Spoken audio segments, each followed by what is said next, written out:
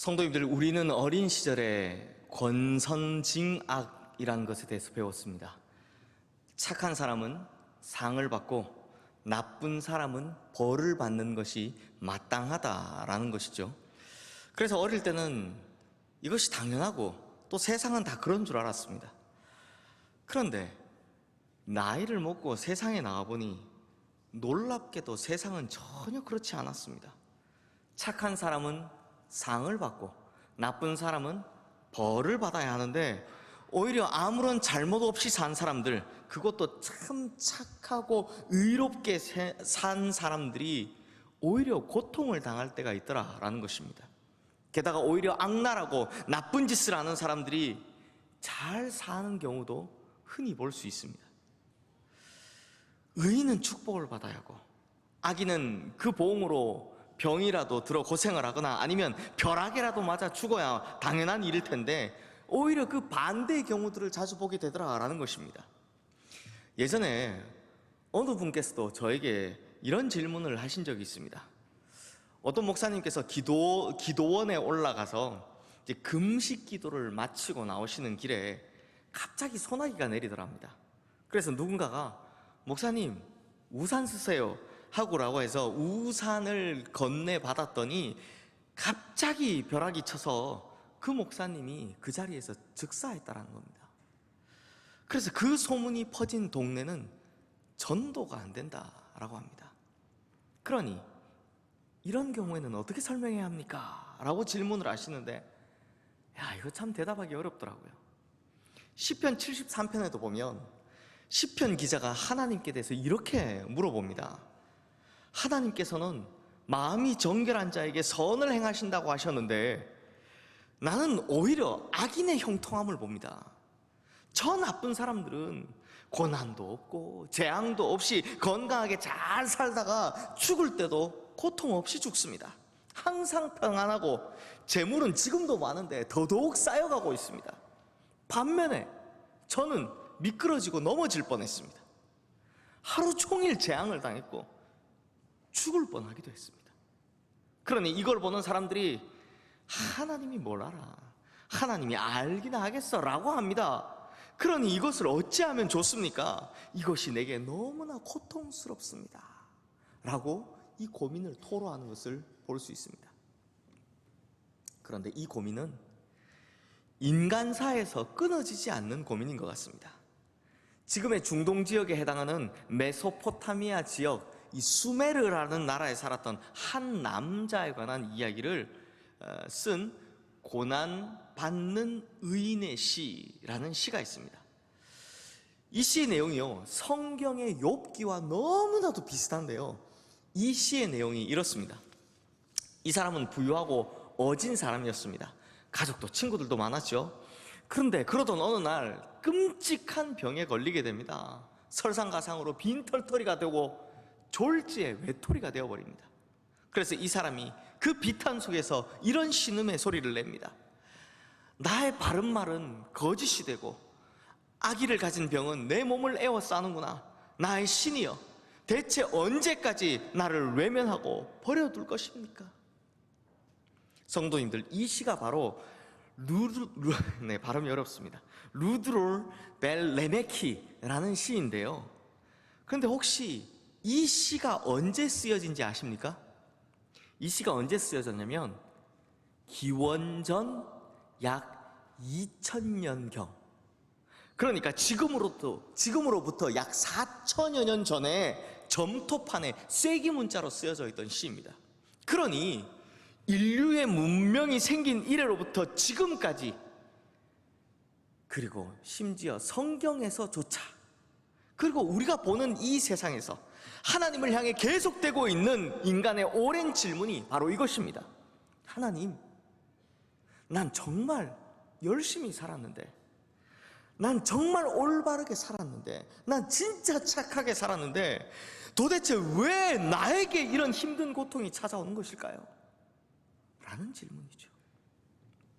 사랑하는 성도님들, 오늘 본문에도 고난을 당하는 요셉의 모습이 등장합니다. 그런데 성도님들, 요셉이 뭘 잘못했습니까? 잘못한 것이 없습니다. 오히려 아버지의 말씀에 잘 순종하려고 한 것밖에 없습니다. 본문 23절 말씀에 나오는 내용이지만 아버지께서 요셉에게 세겜에 있는 형들에게, 양치고 있는 형들에게 가보라고 해서 찾아온 것입니다. 하지만 세겜에 갔더니 형들이 없습니다. 이미 떠났습니다. 그래서 길도 모르는데 그걸 사람들에게 물어 어디 있는지도 모르는데 그걸 사람들에게 물어서 형들이 있는 도단까지 그 험하고 먼 길을 그저 아버지의 말씀에 순종하고자 찾아온 것입니다. 정말 착하고 또 굉장히 성실하죠. 그런데도 형들의 시기심 때문에 요셉은 지금 참으로 억울하게 이 고난을 당하고 있다는 것입니다. 그런데 성도님들, 당시에 이 요셉이 당했던 고난이 얼마나 극심했는지를 보여주는 단어가 하나 있습니다. 창세기 37장 말씀 후반부를 보면요, 요셉이라는 단어 말고 가장 많이 나오는 단어가 하나 보입니다. 혹시 뭔지 아시겠습니까? 20절, 22절, 24절, 28절, 29절 말씀에 계속해서 나오는 말인데요, 바로 구덩이입니다. 구덩이. 오늘 본문 23절, 24절 말씀 우리 함께 읽겠습니다. 요셉이 형들에게 이르매 그의 형들이 요셉의 옷 곧 그가 입은 채색 옷을 벗기고 그를 잡아 구덩이에 던지니 그 구덩이는 빈 것이라 그 속에 물이 없었더라. 평소부터 요셉을 눈의 가시로 여겼던 형들이 요셉을 잡아 어디에 던졌다고요? 바로 구덩이에 던져버렸다라고 합니다. 성도님들, 이 이야기가 얼마나 유명한 이야기입니까? 이 주일학교 단골 메뉴 아닙니까? 그런데 저도 어릴 때 성경을 읽다가 이 부분 참 많이 읽었거든요. 잘 아시잖아요. 성경 일독해야지 하면 어디서부터 읽습니까? 창세기. 쭉 가다가 또 안 되면 또 일독해야지 하면 또 어디서부터 읽습니까? 창세기. 그러다 보니 이 부분은 진짜 많이 읽었습니다. 그런데 그 읽을 때마다 전 이해가 잘 안 되는 거예요. 왜요? 저 시골 출신이잖아요. 게다가 저는 어릴 때 꽤나 모험심이 강한 장난꾸러기였습니다. 그래서요, 산으로 들로 쏘다니기가 일쑤였습니다. 그러니 구덩이에 빠지는 것? 이거 우스운 일이죠. 저는요, 친구들에게 이 저 호기롭다는 걸 자랑하기 위해서 일부러 구덩이에 뛰어들어가기도 했었는데요, 그리고 곧잘 올라왔습니다. 그것도 초등학교 때요. 그러니 17살이나 된 요셉이 구덩이에 빠져서 지금 아무것도 못하고 있는 걸 보고 전 이게 참 이상하다라고 생각을 했습니다. 아니, 그냥 기어 나오면 될 것을 왜 가만히 있냐 싶은 겁니다. 그런데 알고 보니 그만한 이유가 있었습니다. 오늘 본문에 나오는 구덩이라는 단어가 히브리어로 보르라는 말입니다. 그런데 이 보르라는 것이요, 구덩이가 맞기는 한데 이 기본적으로는 팔레스타인 지역에 쓰는 수조, 그러니까 물을 담아 놓는 곳을 뜻합니다. 수조를 뜻합니다. 이 팔레스타인 지역은 기후가 워낙 건조하다 보니까 물 구하기도 어려우니까요, 바위를 깎아다가 그 깎은 곳에 회반죽을 칠해서 물을 저장하는 수조로 만들었던 겁니다. 그러다 보니 회반죽으로 칠한 이 벽면이 굉장히 미끄러운 겁니다. 그래서 한번 들어가 버리면 미끄러운 데다가 딱히 잡을 것도 없어서 그곳에서 헤어나올 수가 없는 거죠. 그리고 이 보르라는 말이 물론 다른 뜻도 있지만 여기서는 수조였다라는 확실한 증거가 오늘 본문 24절 말씀에 보면 그 구덩이가 비었는데 그 속에 물이 없었다라고 쓰는 것을 보면 이건 확실히 수조였다라는 것을 알 수 있습니다. 그러니까 바로 이렇게 헤어나올 수 없는 구덩이에 요셉이 던져진 것입니다. 그런데 성도님들, 이 히브리어 보르라는 말이요, 구약 성경에서만 약 950번 이상 나옵니다. 오늘 본문에서처럼 수조 혹은 우물 같은 이 구덩이란 뜻으로 쓰여지기도 하지만 사실 성경에서 더 많이 쓰여진 뜻은 토굴 감옥 혹은 무덤의 구덩이 말합니다. 토굴이나 무덤으로 훨씬 더 많이 쓰여졌다는 겁니다. 그러므로 이 보르라는 말이 성경에서 희망적으로나 혹은 긍정적으로 쓰인 적은 이 950여 번 중에 단 한 번도 없다라는 것입니다. 즉 오늘 본문에서 요셉이 빠진 구덩이는 바로 희망이 없는 장소를 상징하는 거였습니다.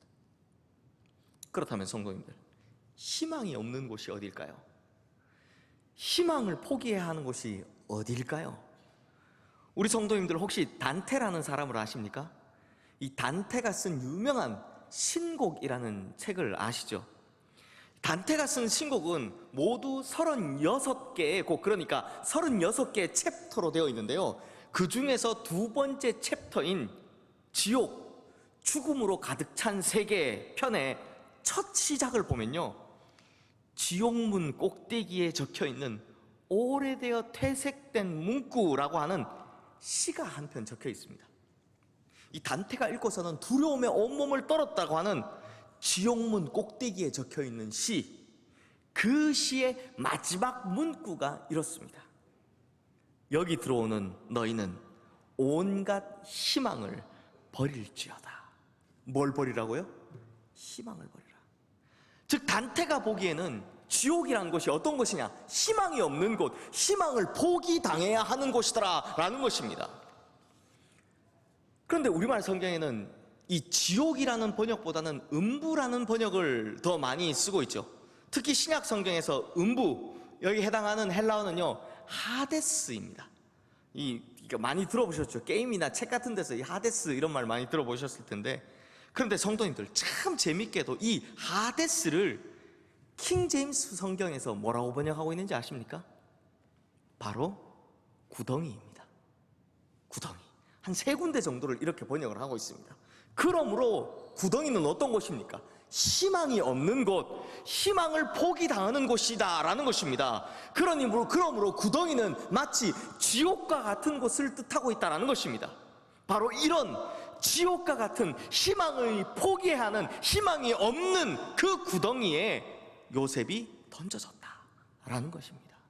그러므로 정리하자면 지금 요셉은 스스로 헤어나올 수도 없는, 그리고 마치 지옥 같은, 그리고 살 희망조차 없는 그런 구덩이에 빠지게 되었다라는 것입니다.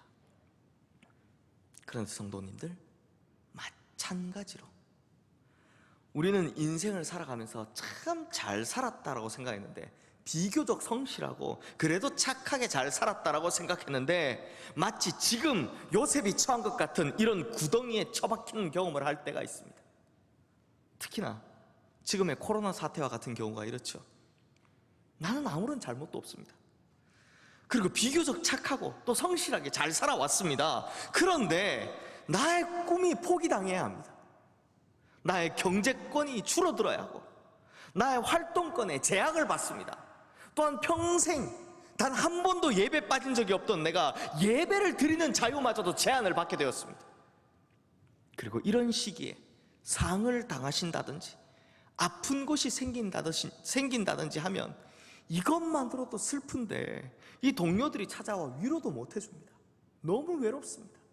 나는 잘못한 것이 없는데 어떻게 나한테 이렇게 억울한 일이 생길까요?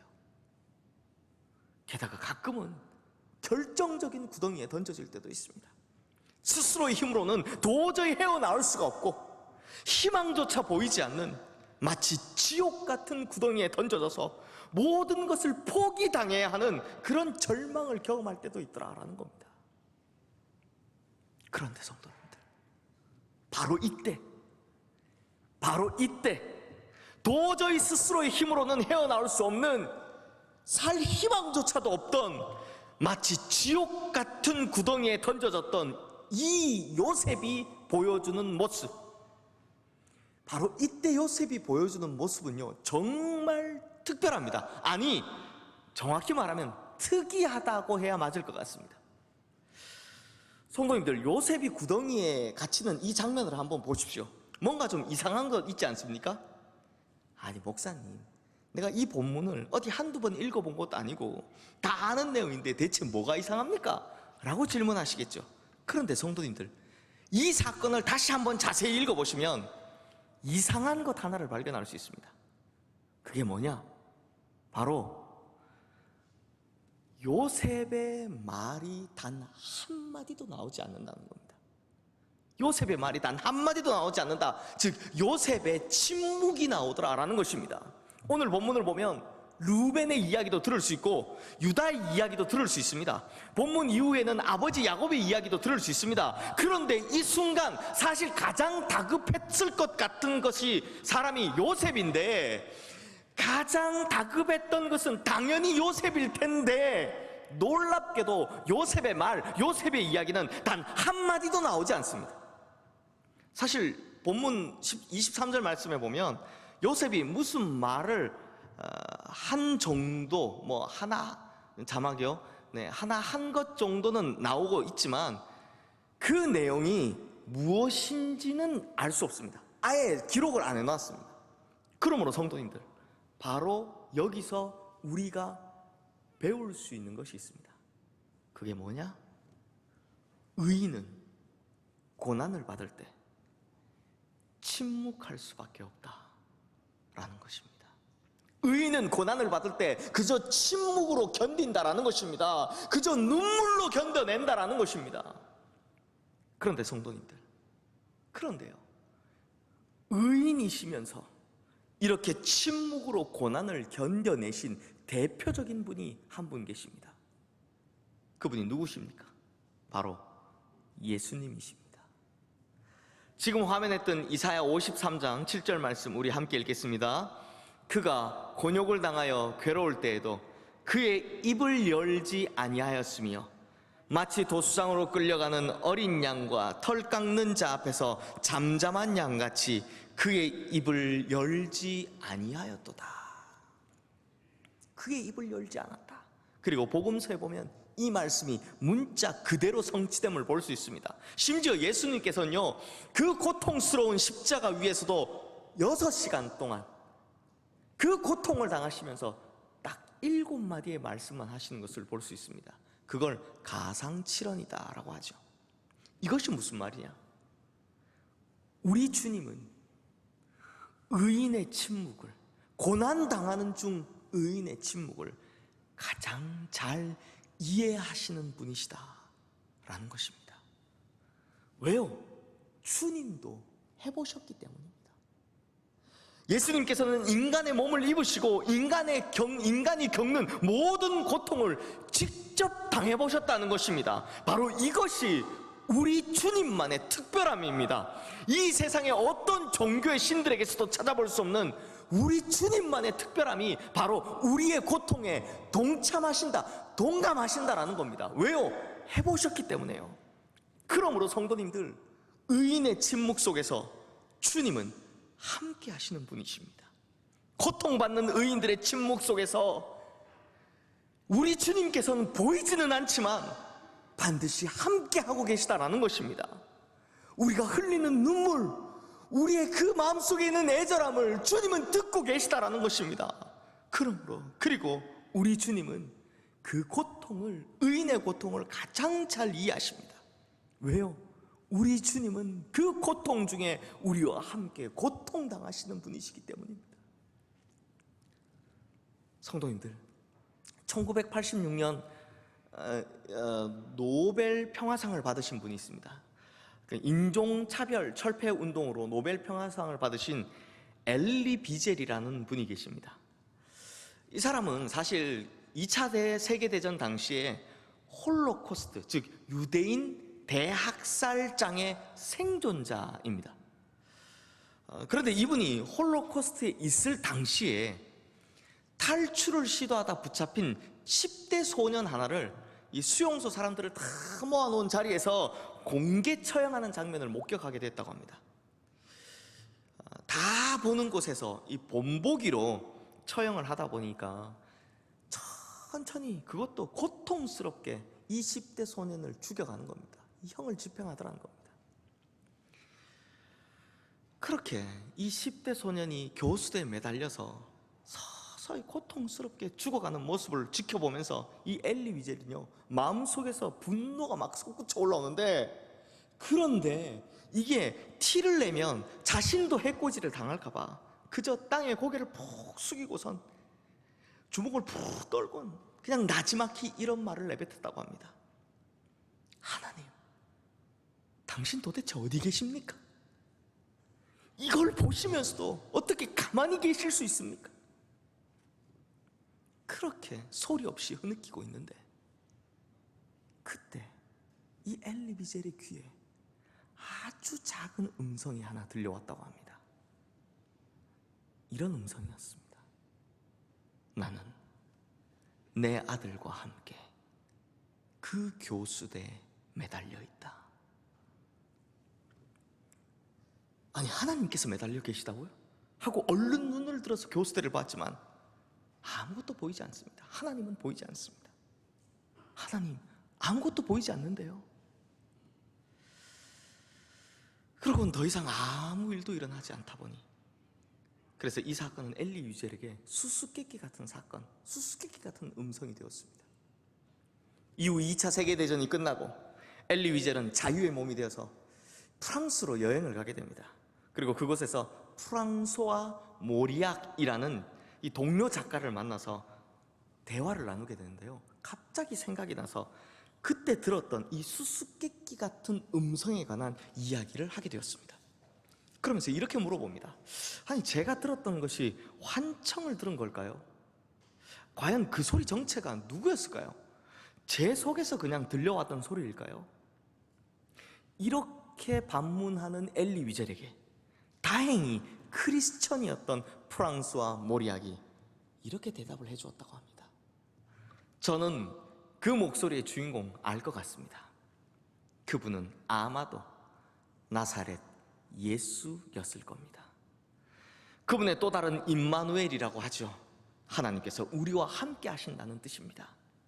그분은 십자가에 달려 처형당하신 분이십니다. 그리고 그분은 인간이 이러한 불의한 고단을 당할 때마다 그 현장에서 함께 아파하시며 함께 매달려 계신 분이십니다. 사랑하는 성도님들, 우리 주님은 우리의 아픔과 눈물을 다 아시는 분이십니다. 구덩이에 빠져 도저히 혼자 힘으로는 헤어나오지 못할 때, 그래서 모든 희망을 잃어버렸을 때, 마치 지옥 같은 그 순간에 빠져 있을 때, 바로 그때 그분은 십자가에서 우리와 함께 하시는 분으로 그 구덩이에서 우리와 함께 하신다라는 것입니다. 우리의 침묵 속에서 주님도 침묵하고 계시지만 그분은 우리 마음속에 있는 모든 눈물과 애통함과 애원을 다 알고 계시는 분이시다라는 겁니다. 그리고 언젠가 구원의 날이 오면, 구원의 때가 오면 그 모든 것을 신원하고 다 갚아주시는 분이신 것입니다. 결국 예수님께서 십자가를 넘어 부활의 주님이 되신 것처럼, 또 요셉이 결국에는 애굽의 총리가 된 것처럼 말이죠.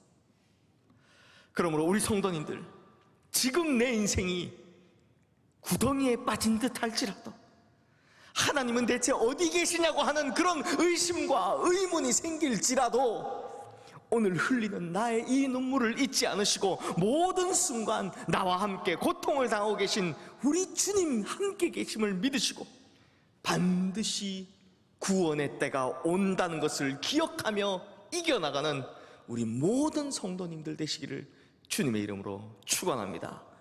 그리고 그 날이 오면, 그 때가 오면 우리 주님께서 우리의 모든 아픔과 고통과 눈물들, 애통함을 신원하시고 치유하실 뿐만 아니라 다 갚아 주실 줄로 믿습니다.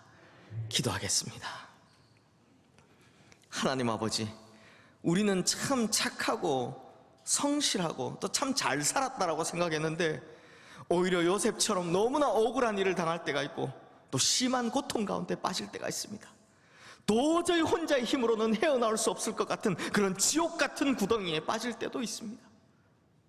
그 순간 하나님께 대한 의심과 불평을 제외하면 우리가 할 수 있는 것이라고는 오로지 침묵 이 하나밖에 없습니다. 그러나 주님께서는 그 침묵 속에 담긴 눈물과 애원을 다 듣고 계시다는 것을 믿습니다. 비록 그 순간 주님도 침묵하고 계시지만, 그래서 보이지도 않고 들리지도 않지만, 그럼에도 우리와 함께 계심을 믿습니다. 그러므로 이 믿음으로 우리의 눈물을 신원하시는 구원의 때를 기다리며 살아가게 하여 주시옵소서. 그리고 그 구원의 때가 오면 이 모든 고통들을 다 갚아 주시옵소서. 임마누엘 되신 우리 주 예수 그리스도의 이름으로 기도드리옵나이다. 아멘.